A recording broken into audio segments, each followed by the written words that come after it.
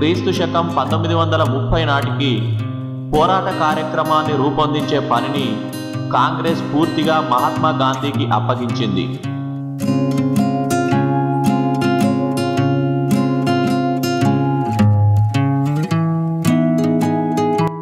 కాంగ్రెస్ వ్యవస్థను పూర్తిగా గాంధీ ఆధీనంలో ఉంచడమైంది.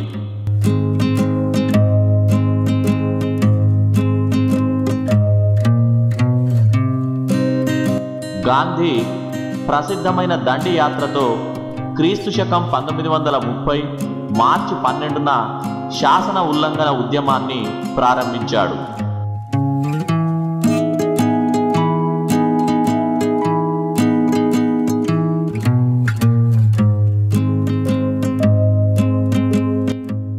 గాంధీ 78 మంది అనుయాయులతో సబర్మతి ఆశ్రమం నుంచి గుజరాత్ సముద్ర తీరంలో ఉన్న ఒక గ్రామమైన దండి వరకు దాదాపు 200 మైళ్ళు పాదయాత్ర సాగించాడు.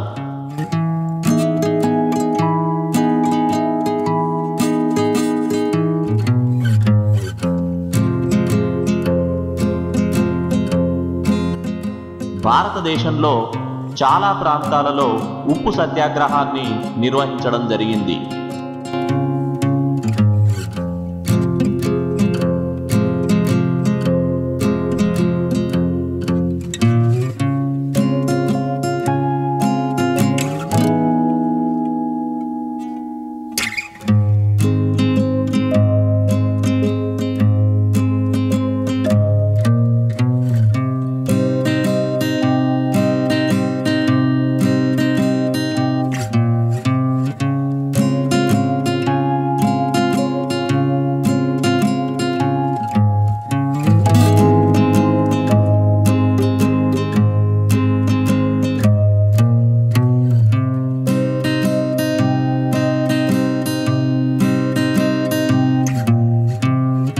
గాంధీ అతని అనుయాయులు ఉప్పు శాసనాలను ఉల్లంఘిస్తూ ఉప్పు తయారు చేశారు.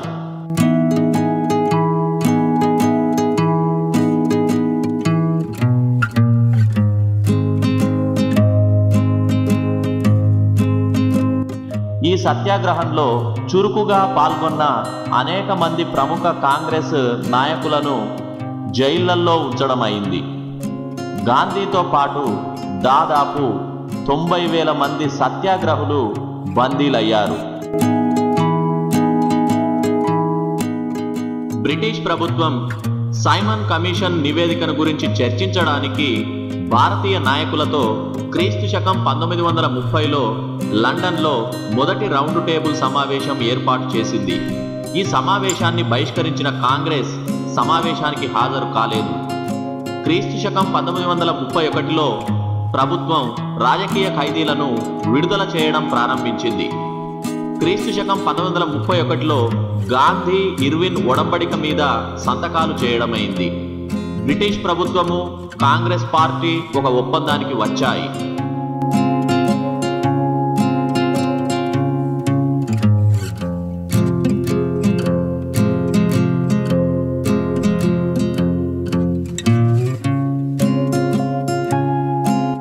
రెండవ రౌండ్ టేబుల్ సమావేశంలో పాల్గొనడానికి గాంధీ లండన్కు వెళ్ళాడు.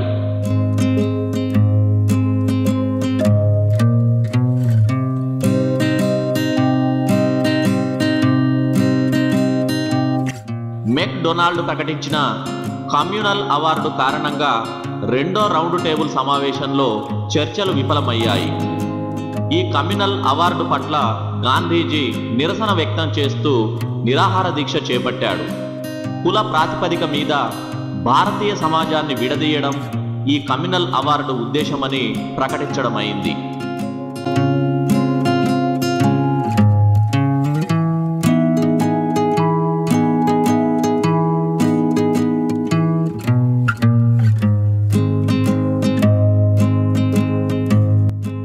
క్రీస్తు శకం 1942 ఆగస్టులో కాంగ్రెస్ క్విట్ ఇండియా ఉద్యమాన్ని ప్రారంభించింది.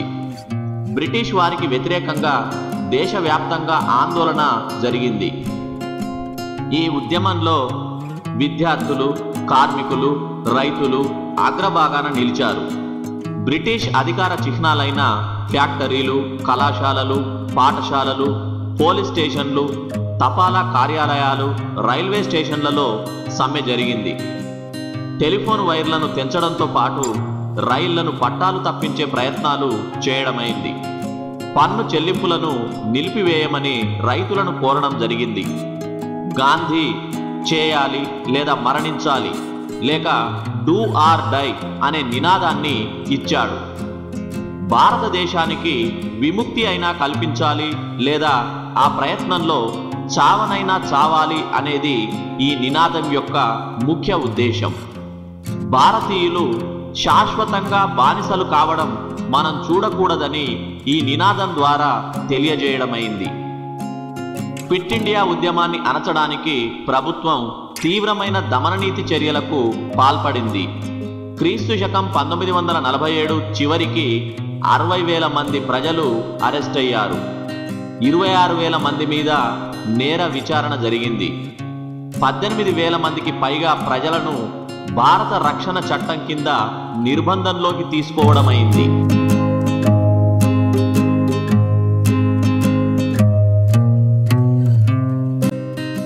విదేశాల్లోనూ భారతదేశంలోనూ చోటు చేసుకుంటున్న వివిధ పరిణామాల వల్ల భారతదేశానికి తాము ఇంకెంతో కాలం స్వాతంత్ర్యం ప్రకటించడాన్ని జాప్యం చేయలేమని ఆంగ్లేయులు గుర్తించారు. అందువల్ల బ్రిటిష్ ప్రభుత్వం అధికారాన్ని భారతీయులకు బదిలీ చేయాలని నిర్ణయించింది. రెండో ప్రపంచ యుద్ధం తర్వాత ఇంగ్లాండ్ ప్రధానమంత్రిగా చర్చిల్ స్థానంలో ఆట్లే వచ్చాడు. ఆట్లే అధికారాన్ని భారతీయులకు బదిలీ చేయడానికి సంబంధించిన విధానాలను రూపొందించమని క్రీస్తు శకం 1946లో క్యాబినెట్ మిషన్ను భారతదేశానికి పంపాడు.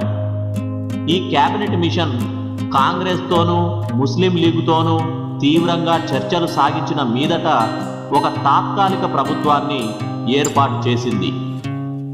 ఈ ప్రభుత్వంలో కాంగ్రెస్తో పాటు ముస్లిం లీగు కూడా పాలు పంచుకుంది. క్రీస్తు శకం 1948 జూన్లో బ్రిటన్ భారతదేశానికి అధికారం బదిలీ చేస్తుందని 1947 ఫిబ్రవరి 20న ఆట్లే ప్రకటించాడు. ఆ తర్వాత ముస్లిం లీగుకు కాంగ్రెస్కు మధ్య విభేదాలు తలెత్తాయి. ముస్లిం లీగ్ ప్రత్యేక పాకిస్తాన్ కోసం పట్టుబట్టింది.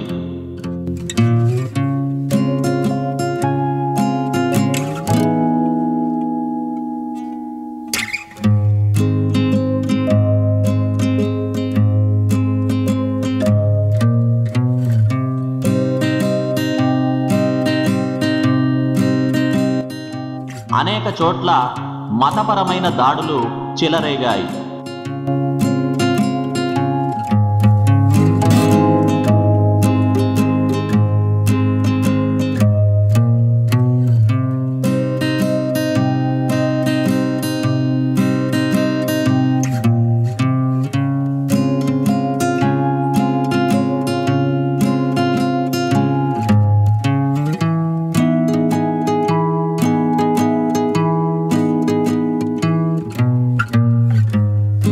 ఈ సమయంలో వైస్రాయిగా లార్డ్ మౌంట్ బాటన్ భారతదేశానికి వచ్చాడు.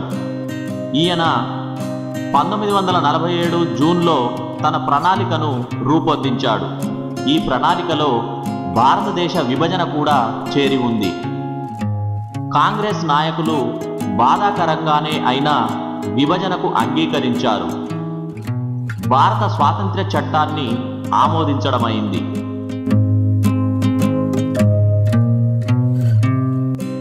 భారత పాకిస్తాన్ దేశాలు క్రీస్తు శకం 1947 ఆగస్టు 15న స్వతంత్ర దేశాలుగా రూపొందాయి.